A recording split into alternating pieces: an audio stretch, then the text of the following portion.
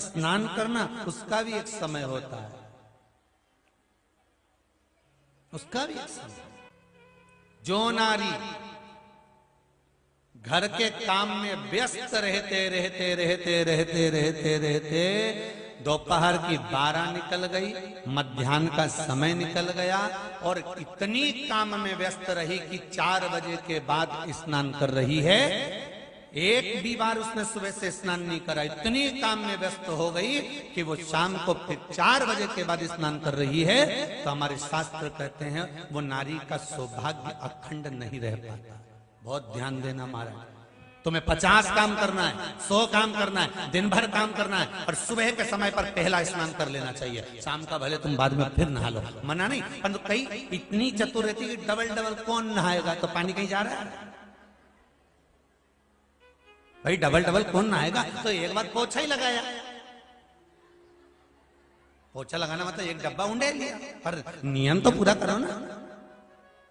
पन्नी काम में लग गई तो ऐसी लगी, बेचारी सास भी कह रही बेटा एक बार नहा ले, कुछ खा ले, नहा ले, कुछ खा ले। सास भी कह, ससुरा भी के बेटा एक बार एक काम करो, एक बार नहा लो फिर काम कर ले। नहीं मैं तो सब करके फिर लगी धोबा में कपड़ा, नहीं ये तो जो आकड़ में पड़ी नहीं, धोई जाए न झाड़ू लगाए जाए न लगाए जाए। जब सासू कुछ कह देती है ना तब बहू ने ऐसी तो करके मानूंगी जा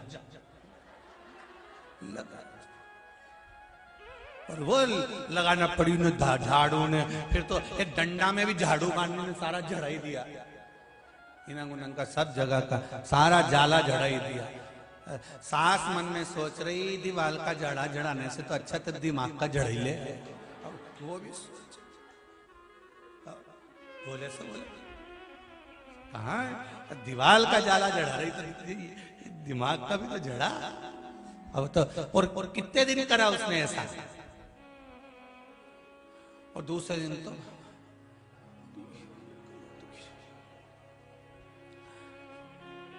सास ने आवाज लगाई बेटा बहू, ओ बहू।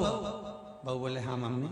अभी तक जगी नहीं बेटा, रात भर से बेचैनी हुई थी, रात भर से हमारे बेचैनी है।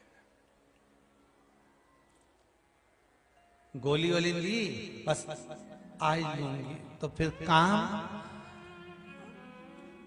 उसी के कारण तो हुआ है। सब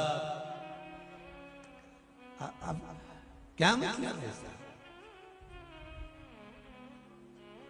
महाराज, संत साधु सन्यासी तपस्वी साधक उपासक हमारी ये पावन शास्त्र वेद पुराण हमको समझा रहे हैं, हमको ज्ञान दे रहे हैं कि सुबह एक बार का स्नान तुम्हारा कर लेना चाहिए, एक दिया भगवान के सामने जो देना चाहिए, एक भगवान के सामने कुछ अगरबत्ती कुछ धूप बत्ती कुछ भगवान को भोग लगा देना चाहिए। पहला स्नान सुबह का कर लो, भले दिन भर फिर काम करो, भले शाम को फिर नहा लेना, मना नहीं है। पर सौभाग्यवती नारी अगर काम करते करते करते करते मध्याह्न के बाद अगर स्नान करती है तो अखंड सौभाग्य को बचाने में भगवान को भी टेंशन हो जाता है, भले वो पूजन करने वाली हो, भले वो भजन करने वाली। पुराण की कथा करो, तुमरुका जी बाच रहे हैं उसको,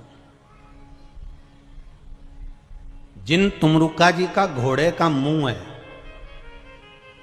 शरीर सुंदर है, मनुष्य का है, देवऋषि नारद जैसी वीणा है उनके हाथ में, एक हाथ में करताल है, वो तुमरुका जी है।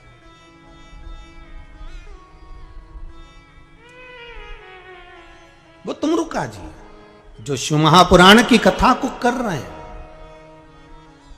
बाच रहे हैं, सुना रहे हैं।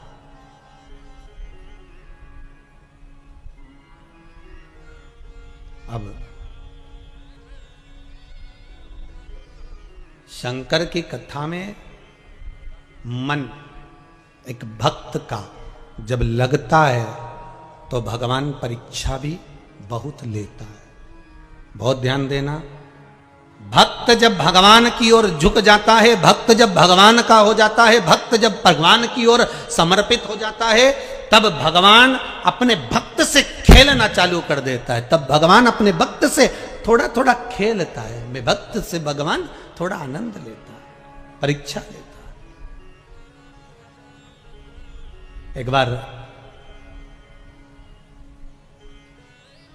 माता लक्ष्मी भगवान विष्णु के साथ बैठी हुई थी, पार्वती शंकर जी के साथ बैठी हुई थी, ब्रह्माणी ब्रह्मा जी के साथ बैठी हुई थी, और ये तीनों बैठी हुई और तीनों के पति साथ में बैठे हुए थे। तो तीनों ने एक साथ प्रश्न किया। लक्ष्मी जी ने भगवान विष्णु से, माता पार्वती जी ने शिव जी से, ब्रह्माणी ने ब्रह्मा जी से, तीनों ने एक साथ प्रश्न किया कि ये बताओ प्रभु, आपको सबसे ज्यादा प्रिय कौन है?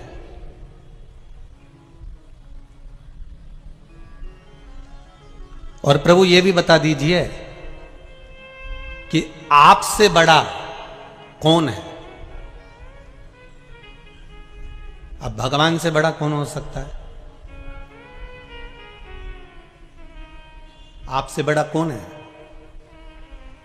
तो भगवान विष्णु और भगवान शंकर और भगवान ब्रह्मा तीनों एक साथ बोल दिए, हमसे बड़ा हमारा भक्त होता है, हमारा भक्त हमसे बड़ा।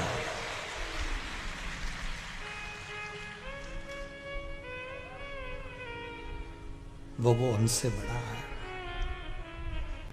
इसीलिए शायद कहते होंगे कि भगत के वश में है, इसीलिए कहते होंगे। यहां तक शिव कथा कहती है, ये जो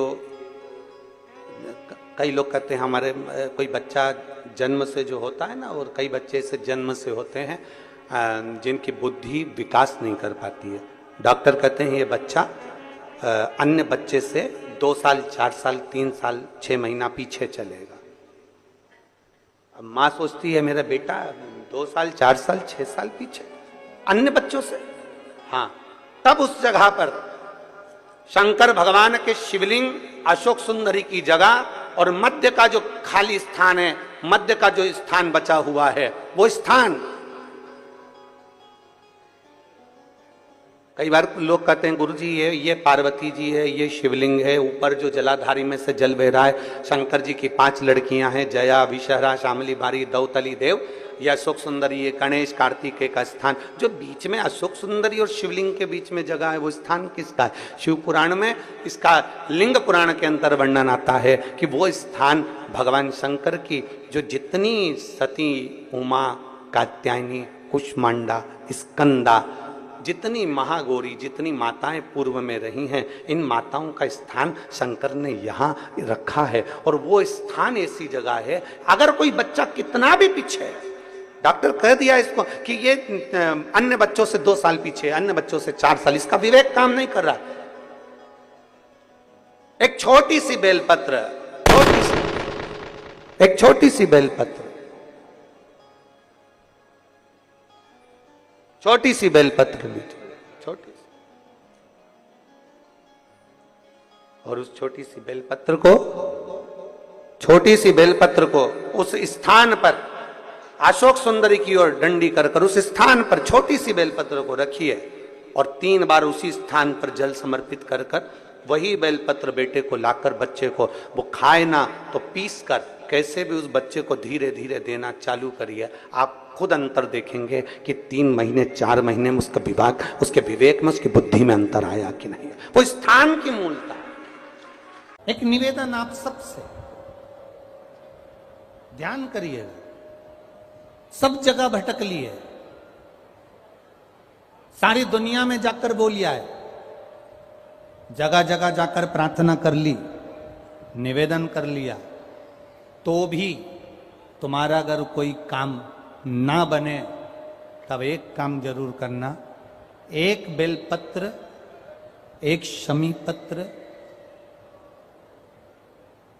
एक कनेर का फूल देवाधिदेव महादेव को प्रत्येक प्रदोष के दिन शिवजी को जल चढ़ाकर समर्पित करना प्रारंभ कर दो। 2 या 3 प्रदोष निकलेगी, मेरा देवाधिदेव महादेव तुम्हारी झोली खुशियों से भर दे, निश्चित। एक बेलपत्र, एक शमी पत्र और एक कनेर का पुष्प भगवान शिव को प्रदोष की प्रदोष बाबा देवादिदेव महादेव को जल चढ़ाकर देना प्रारंभ।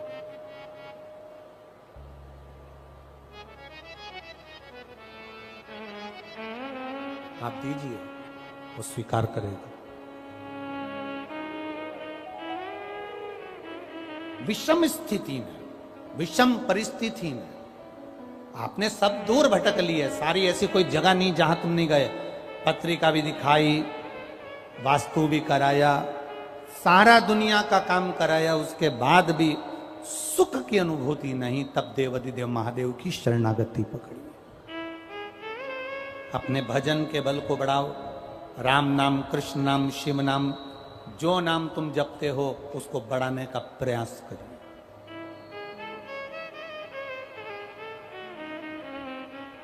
उस भजन के बल को बढ़ाने का प्रयास करिए। चंद्रदेव, अब तुम शिव के पास जाओ। चंद्रदेव भगवान शंकर के धाम कैलाश पर पहुंच गए, जहां पर भगवान शिव तो तप साधना में लीन थे। चंद्रदेव को मेरे भोलेनाथ जी ने देखा भी नहीं, क्योंकि वो अपनी तप साधना में लगे थे, भजन में लगे थे, अपनी तप साधना में लीन थे, ध्यान नहीं दिया। अब एक बात ध्यान रखेंगे, शिव जी का पशुपति व्रत करा, सोमवार का व्रत करा, प्रदोष का व्रत करा, सावन के सोमवार करे, उसके बाद भी भोलेनाथ जी नहीं सुने, तो ये मत सोचना कि मैं भोलेनाथ जी का पशुपति व्रत नहीं करूंगी, अब मैं सावन के व्रत नहीं करूंगी, अब मैं भगवान की पूजन नहीं करूंगी, अब मैं शंकर जी के मंदिर में जाकर एक लोटा जल नहीं चढ़ाऊंगी। ये कभी मत सोचना, बल्कि ये सोचना कि मैंने जो आराधना करी, मैंने जो पूजन करी, मैंने जो व्रत करा, मैंने जो तप साधना करी, हो सकता है उसमें कोई कमी रह गई हो, इसलिए दूसरी बार करूंगी, तब मेरा महादेव मेरी मनोरथ पूर्ण जरूर करेगा। ये निश्चितता के साथ, एक प्रबल विश्वास के साथ, एक प्रबल भरोसे के साथ, एक प्रबल दृढ़ता के साथ मेरे को करना। चंद्रदेव को देवादिदेव महादेव ने नहीं देखा,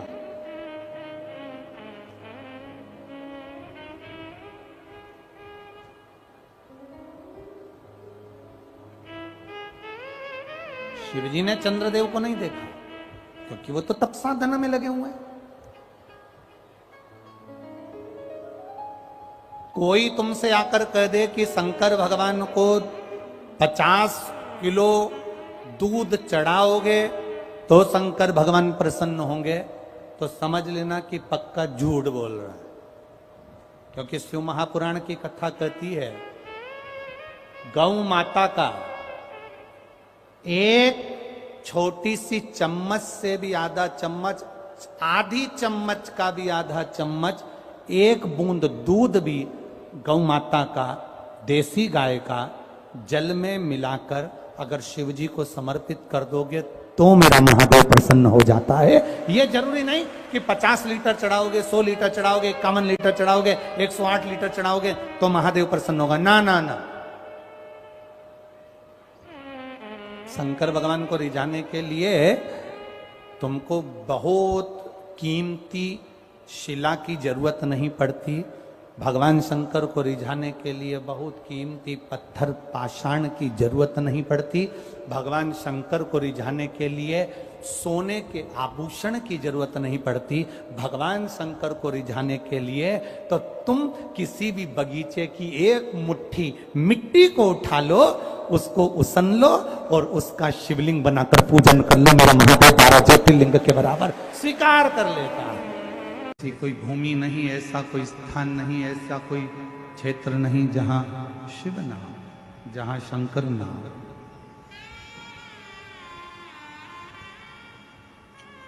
जहां परमात्मा ना हो।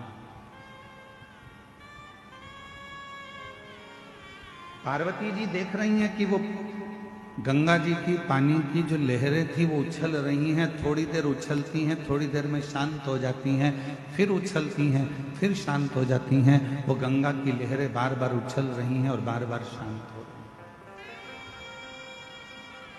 संसार में जितने मनुष्य, इस मृत्यु लोक में जितने मनुष्य जन्म लेते हैं, उस मृत्यु लोक में जितने मनुष्य इस भूमंडल पर इस मृत्यु लोक में जन्म लेते हैं, ऐसा कोई मानव नहीं है जिसके भीतर बहुत सारी उमंगें उत्पन्न नहीं होती।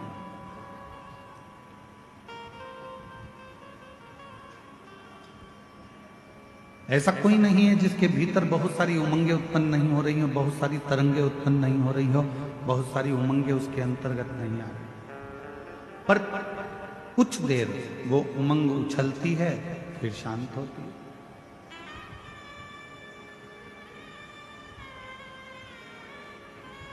जब माता पार्वती जी बैठी रही, कुछ देर बाद बाबा देव अधिदेव महादेव भगवान शंकर पार्वती जी से मिलने के लिए आए।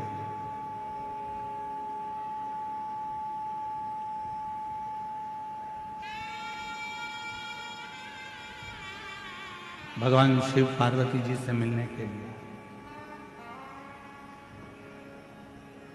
शंकर भगवान भी बैठ गए गंगा जी के घाट पर। पार्वती जी ने शिव जी को नमन किया, पूछा, इस संसार में जितने रिश्ते, जितने नाते, जितने कुटुंब, जितने कबीले, जितने मित्र, जितने दोस्त, जितना परिवार, ये सब मिलता है, क्या हमारे पूर्व के कर्म के अनुकूल मिलता है?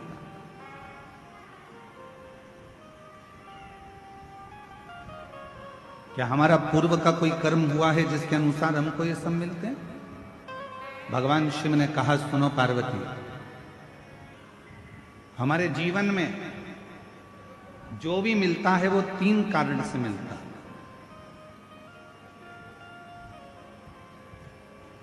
जगत जननी, इस संसार सागर में जितने भी मिलेंगे, चाहे माँ मिले, पिता मिले, भाई मिले, बहन मिले, पत्नी मिले, बेटे मिले, बेटी मिले, मित्र मिले, काका मिले, काकी मिले, चाचा मिले, चाची मिले, बुआ मिले, फूफा मिले, मामा मिले, मामी मिले, तुम्हारे जितने पड़ोसी मिले, रिश्तेदार मिले, कोई दोस्त मिले, कोई बाहर के मिले, जितने भी मिलते हैं ये किसी कारण से मिलते हैं। उसके 3 कारण। पहले नंबर का, यदि इस संसार सागर में आपको कोई मिल रहा है तो वो आपको या तो कुछ सिखाने के लिए आता है, वो आपको कुछ ना कुछ सिखाने के लिए मिला है। दूसरा, संसार सागर में यदि कोई मिल रहा है, दूसरा कारण है कि वो आपको कुछ लौटाने के लिए आता है, कुछ देने के लिए।